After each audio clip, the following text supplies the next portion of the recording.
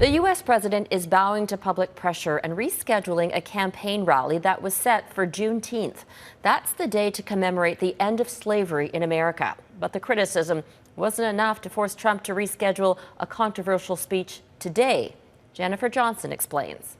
With cadet social distancing, U.S. President Donald Trump addressed more than 1,000 graduates of West Point Military Academy in New York. I want to take this opportunity to thank all members of America's armed forces who stepped forward to help battle the invisible enemy, the new virus that came to our shores from a distant land called China.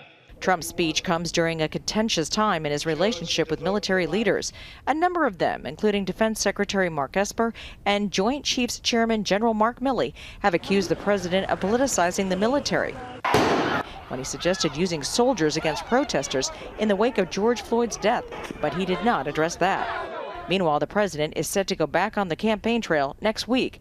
Late Friday, he reversed course, changing the date of his campaign kickoff rally in Tulsa from June 19th to June 20th. Tulsa has a long history of racial tensions, and the 19th is known as Juneteenth, when African Americans mark the end of slavery. Think about it as a celebration. The president has several upcoming rallies as cases of COVID-19 continue to rise in at least 14 states. We've already uncorked the genie.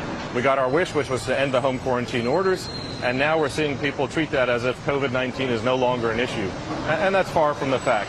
The CDC continues to encourage people to avoid large gatherings and wear a mask, something many Trump supporters failed to do at a packed church in Dallas Thursday, drawing criticism. I was angry because that's our commander-in-chief. That's the person who's supposed to be leading the effort to keep you alive in the time of COVID. But with his job on the line and forced to take a 3-month hiatus, the president is anxious to ignite his supporters. Meanwhile, his White House coronavirus task force hasn't addressed the American public for over 7 weeks. Jennifer Johnson, Global News, Washington.